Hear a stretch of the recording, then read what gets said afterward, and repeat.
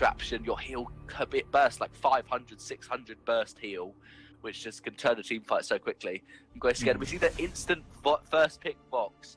Vox hasn't really got any counters. They tried to counter it with Idris, but it didn't work in the last game. So Ciao are going to be really comfortable first picking this Vox, knowing you tried to beat it with Idris, but it just didn't work. So try again, please. That's true.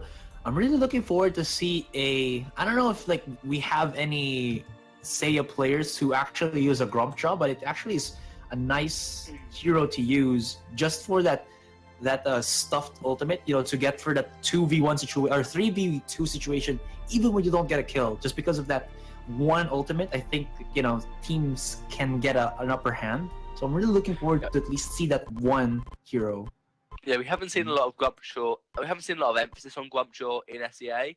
Yeah. Obviously, Idris is going to be picked up. They think that Idris is a good counter, probably pushing that previous game down to the Black Feather versus Sky. So they're going to be comfortable saying that Idris will be able to beat Vox as long as because obviously as Team B, you can always counterpick your jungler way better than you can in Team A. They had to first pick the Sky as kind of a flexible. She's good against most heroes, but as Team B, you can counterpick really hard their jungler because you know exactly what they're going to do. Yeah. Unless they go for like a Glaive and a Batiste, you don't know who's going to go what. Catherine Ban, maybe they want to pick up Kestrel themselves because Catherine is really good against Kestrel, and so that's probably a bait to make Ciao ban Kestrel, which they are going to do. Smart, because you couldn't counter it in the first game, so just ban it away. There's no point trying to counter it if it didn't work in the first game. Maybe a Glaive might be picked up here because you do have a good dive setup already with the Idris. Yeah, Glaive works with Idris. Arden, obviously right. a good gives them a good barrier, and Arden's a strong captain in general. We're likely to see an Echo on the Gauntlet, maybe third, fourth item, because if you can Gauntlet twice, it just forces them to block out of the first one, and then forces them to block out the second one, which is you force the Crucible to be used defensively, and they are going to go for the Glaive. I think Glaive Batiste would be a really good combo here to counter that Idris. Really good against the Arden, and it basically forces them to go. You can't go a full dive comp because you'll just get ordained, and they are going to go, as I said, Glaive Batiste, and they don't know what you're going to go. There's a really good draft from Ciao 7 because Impunity don't know what do we counter. Do we counter the Crystal Glaive or do we counter the Crystal Batiste? I think they should try and counter Batiste. Obviously, Celeste is really good at countering Batiste, but Celeste Idris doesn't really synergize well at all. Idris is all about dive, Celeste all about poke. So it's going to be hard because Batiste is really good against Idris. They could go for someone like a Scarf, someone else like that. I think a Baron would be good here. I mean, oh yeah, there you go. Yeah, I don't think, because the problem with that is you either go double weapon or you go the off-meta Crystal Idris, and the team probably isn't very comfortable picking Crystal Idris. Playing Crystal Idris because it's not been played a lot, and so if you're not comfortable playing a hero, you're probably not going to play very well on them. That's true. They're going to easily outpoke that Batiste if it goes Crystal, and Scarf is quite good at staying out of the afterburn range, even at level 1. Unlike someone like a Celeste who needs level 8 to get her overdriven range on Helios, Scarf has the same range on all her abilities no matter what level they are. So even at level 1, level 2, Scarf could stay at far greater range than Celeste can, and try and not lose the early game, but it's going to be tough. Glaive Batiste will have great gank. Idris is going to be dead in the lane if they come up to gank him, because that's an Ordained can lock him in place and afterward to get him on top of Vox. So I don't think the aggression will go Idris onto Vox this game, it will be Vox onto Idris. And so it's going to be tough for Impunity to win this early game, but if they do, they'll be in a great position. Scarf late game is amazing. Idris late game will beat Vox as long as he can block out the Ordained. So everything really boils down to in terms of the team fights, I think everything will boil down into if the Batiste can, keep in check this Idris from diving the Vox. I mean, we've seen a lot of good fearsome shades from a lot of players. It's really easy to set up if you have the perfect time, but correct timing into it. I was really looking forward to maybe the Celeste, but Scarf would actually be pretty good with Art as well. You do have that Dragon's Breath just to add damage to the Gauntlet. If you actually trap people inside that, it could be a nice follow-up as well. Yeah. Scarf gets a nice bit of fortified health that she channels her Dragon's Breath. You can combine that with the Ardent Vanguard. It does really well together. Oh, that's true. Goshan's actually going low to these minions. He's going to just be okay, get that tree in, but almost falling. I think it just didn't actually tank any of them except for this Treant, so Precious will be fine. There's no invade for Batiste at level 1. He has to choose. He either has a good farm clear at level 1 with his Bad Mojo, or he invades to try and get a kill with his Ordained. But then he just can't clear farm at all, so Batiste really can't invade at level 1. So Coach Off's going to be happy about that, but he's just going to try and basically steal this Treant away and farm up as well as he can. And while we are, right, like you said, this is game 3. I'm really curious to see how both comps work out, because it's kind of contrasting, wherein you have Ciao 7 for the, or at least for the early game to mid game, and then come late game it's going to be supposedly Impunity. And just looking forward to see another, you know, the Batiste plays coming out. And yeah, I think I'd like to see an Echo on Batiste if he's going Crystal. If he's going Captain, you definitely like to see an Echo. It's double Echo Fearsome Shade. It's such a good combo if you use it correctly. But on Crystal, you generally just want to go damage. You want to get your 3 damage items, and Echo isn't one of them. And so Defq's just going to try and farm this wave under turret. It will do quite well, and obviously still needs to port home and get some items so that he can actually clear waves effectively. Because he's so slow. Look, the next wave is already there before he even finished clearing it. So yeah, Defq just has to get some items. Fox already managed to pick up a bit of defense and a bit of damage. And so yeah, I don't think they'll be fighting lane. He should probably just port home after he gets this wave. Yeah, he can't really win up against the RDC right now. That's gonna be his decision to make. Although Sin Monster, he wanted to stop before it. He tried it. That would have been so good for Ciao 7. If they'd have managed to stop Idris porting there, he would have probably lost quite a lot more minions, because he would have had such a poor wave clear. But now he does pick up that heavy steel, gets some minion candy as well to try and if there is a gap. Oh, Kirchhoff's though being chased by Mimius Bay, and Quart of Wad did not body block for the Bad Mojo. And although Mimius Bay is kind of late with the invade, he still goes in and able to capitalize. He still gets it, gonna pick up that mid Treant and get Scarf's fronts as well. Scarf gonna rotate, get her backs before Batiste can. But that was a nice jungle invade there from Batiste. That's what he needs to do. He's really strong around this point in the game, around level 4. Once he gets his level 3 Bad Mojo, gets a couple of items. And so he's probably going to get his jungle, pour home, shot, and then maybe go to the jungle shot when it's sports and just invade on Scarf. But good poke on DLDC from Kirchhoff's in lane. And so that's really where he wants to be. He wants to be able to push Fox away, let Idris farm up, and Scarf go back to the jungle, get the backs with Idris, nice ambient gold, ambient experience, so that they just get towards their late game power spikes as quickly as possible. Quickly as possible, indeed. And curious to see what happens with our first team fight. There's I believe a 100 gold lead for Ciao 7. Not really.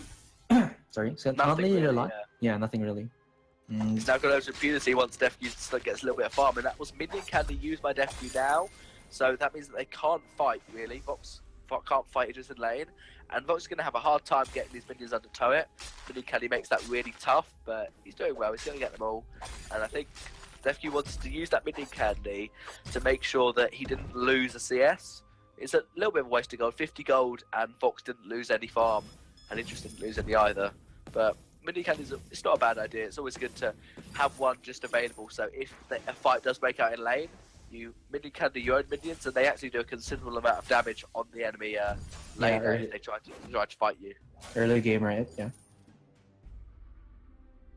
Minion candy is also really effective on the Crystal Sentry.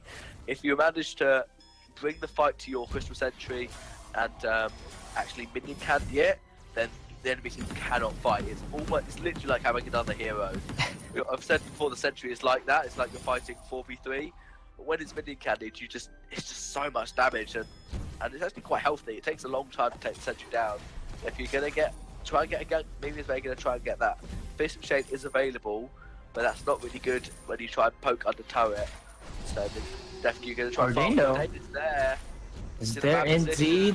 Trying to charge in. Quarterball was the one pushed back by Afterburners, and Sin Monster very low on HP, taking turret shots, as Defq is actually going to back away and purchase himself, I believe, the Sorrow Blade and Weapon Infusion. So that's gonna Yeah, give him a so good that- amount of damage. Yeah. He's got that infusion in his pocket ready to pop whenever necessary. So that it's obviously he's only level 5 at the moment, so it's not going to use it. He's always going to be obviously going to be level 6 quite soon, and so as soon as the fight breaks out, he'll pop that infusion, and it will be probably worth it because he'll probably win the team fight just by having an infusion available when obviously Vox doesn't yet. Because Idris with that Sora Blade gets Blink on his Shroud Step, really big power spike for him, means he can run away from Glaive quite quickly. Even though he can't block out the Ordained with that Shroud Step, he'll get outside the Ordained, even though he'll be stunned. So he'll still be able to get quite far away, even if he gets Ordained by Batiste. So that's good for Idris, and he is now level 6. There's actually an infusion on Batiste as well. So when the team fight breaks out, that'll be DefQ and that will be Mimia's Bay both popping their infusions ready for the fight. But Vox has got 2 items. He's got his Poison Shift Breaking Point. Idris only has 1. Oh, the Ordain actually catching him off. Mid Shroud Step, and it looked like Ciao 7 wanted to engage, although Kirchhoff's, being the Scarf that he is, will be able to provide some good amount of damage in the backline, and that's what he did. Mimia's Bay very low, throws out a couple of bad dojos just for good measure, and Sin Monster into the side. You know he wants to go and aggressive with an afterburner, either onto Kirchhoff's, more onto Kirchhoff's, or maybe even onto DefQ. But they are fighting under turret. Yeah. Yeah, this is a really good time for Jezom to fight because there was a point where Mimia's Bay was level 8 and Kirchhoff was level 6. I think they spotted Batiste sporting home. They did, but will they be able to counter, or rather get a good investment into this aggression onto DRDC? And that might be the case. Goop was dropped down, but it wasn't ignited as DefQ is spotted out here. He does have the Shroud Step. He will be able to get away. Blade Song will almost be used by Sin Monster. Not just yet. DefQ trying to run away with his comrades. And the chase is on for Ciao 7, Bad Mojo from Mimia's Bay, and they are looking on to Court of War, very low on HP, and DefQ here under the sidelines, doesn't have his Shimmer Strike anymore, and Sin Monster goes in ham onto Kirchhoff's, although he went in a little bit too deep, overextended, and Court of War might be able to drop down a Gauntlet. Follows up as well with the help from DefQ, but DefQ actually eats a lot of damage from Mimia's Bay. They back away as that Bad Mojo is really, well, bad. Bad. Yeah, that was 535 damage on an empowered Bad Mojo on Idris. DefQ's going for Poison Gym next item, can pick it up and probably will when he respawns. And he needs defense on Batiste, really. He's not going to get it, he's going to get that Minion's Foot, a nice guaranteed crit on his next basic attack on an enemy hero. And it's just the Batiste killed Idris with the Ordained damage when he was empowered. Wardbar, the bad position, hasn't got the Vanguard to get away, he'll be fine. Although DefQ... The fountain was forced by Sin Monster because DefQ did so much damage onto the ODC, and the Shroud Step is up another 5 seconds, so DefQ can engage with that now. And I think that Idris, he obviously, if he gets poked out by Batiste, maybe it's now level 9, because just only level 8, so that's a slight level advantage for Batiste at the moment. But DefQ needs defense on Idris because the damage that Idris has is so immense. When Batiste is empowered, we see that he's Ordain once more. Nice combo for the Ordain and Afterburner. There's gonna be a fearsome shade dodged by Impunity there, and it's not gonna look fearsome at all. Kirchhoff's though chasing him down with the Dragon's Breath, and he is just breathing fire into the face of his opponent, trying to break him down. And DefQ, pretty healthy here, does have the Vanguard looking onto Mimia's Bay, and Mimia's Bay will get shut down by the Shimmer Strike. He was blinded there by DefQ, and DRDC as well as Sin Monster have to back away there. They're being chased down right now by DefQ. He has blood in his eyes. Or rather C7. And he will get the goal line. Fight to another. Smart play. Yeah. Let's go for the objective. Yeah, that'll be not stolen by Sin Monster. Actually, Sin Monster, with that Void Battery, looking to get either House of Chargers or more likely going to get an Echo. Second item, it looks like on Glaive. Makes sense, Glaive. If he can get 2 afterburners, especially on Scarf, that'll be a dead little dragon. Which will be sad, but. Yeah, that was a nice combo by Mimia's Bay. Like, Ordained into an Afterburner, you actually force the proc onto the second stun of the Ordained, or rather the stun of the Ordained. Yeah, you guarantee them to be stunned by the Ordained. which I think has a slightly longer stun than Afterburn, so that is good. And that's a big wave. This should be a turret probably falling, but no, there's going to be the Gauntlet to engage. And they engage just like that. DRDC, very low on HP, has to be very careful of DefQ right now. But DefQ doesn't go aggressive. He still has his Shimmer Strike off cooldown, and now it is up.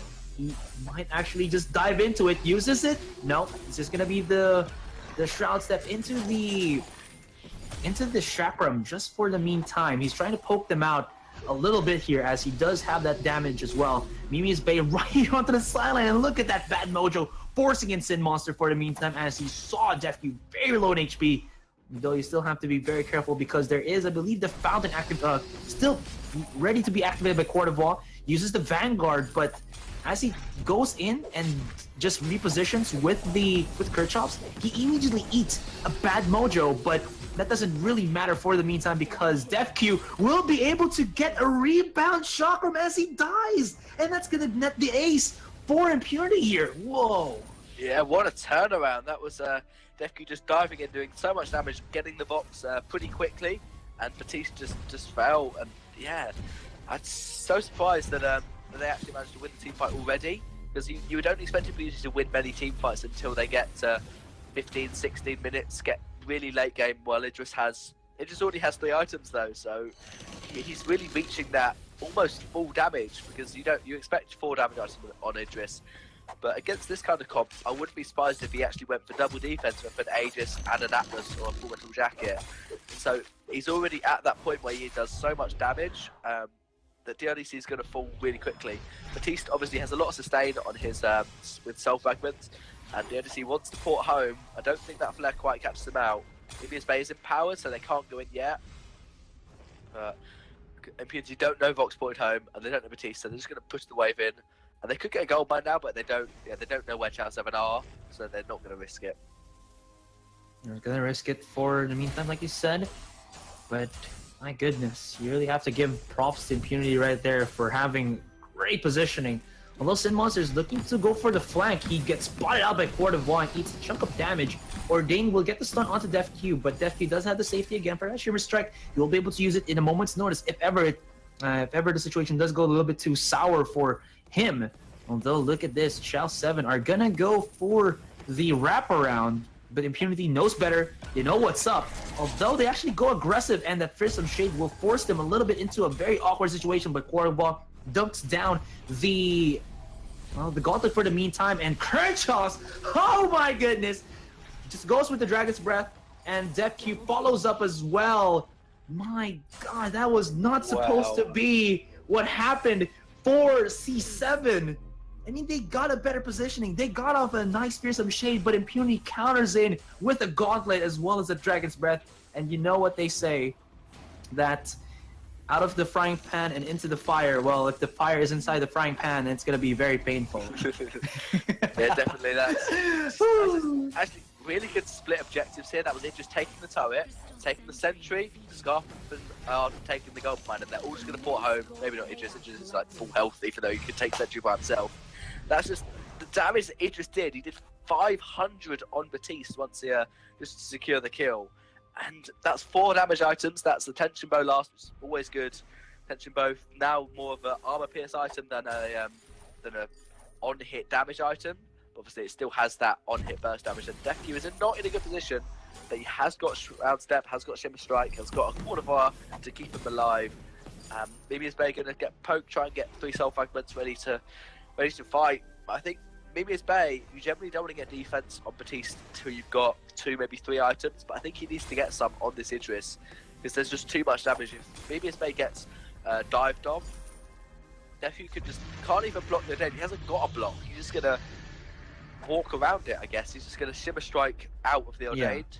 Really good because it stops you getting stunned. He just has that much mobility. Yeah, that's true. Yeah.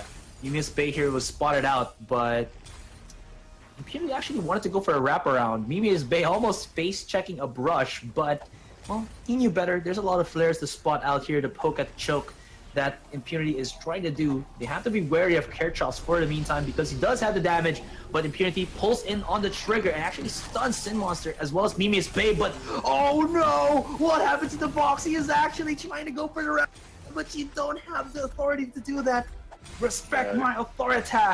But it gets counter out. My goodness. Yeah, South Park reference there. And, that's just obviously they knew where Batista Arden was, but that's Okay. they're going to get. This is gonna be a two-man defense from Ciao 7, but you know what? They just breathe fire into Ciao 7's ice domain. I forced that too much, but no! Kershaw's Sin Monster wants it! Afterburner! Does he have the chase potential? No, Quarter Boss right here. Although I don't think he has energy for another Vanguard. I could be wrong. You want Fox. He is hungry. He hasn't had dinner just yet, and he is looking for a meal. Although that's not going to be DRDC or Sin Monster, but that could be the Kraken. And Kraken is a pretty good meal to start off. But my goodness, Impunity playing on the nice edge, but getting so much from that. Yeah, they're going to get that choke point turret, going to get another Crystal Century life defeated. And DefQ, he's now got his Atlas. He's now fully built. DefQ has Journey Boots, has an Atlas, and 4 damage items. So this is a really good position for Impunity to fight.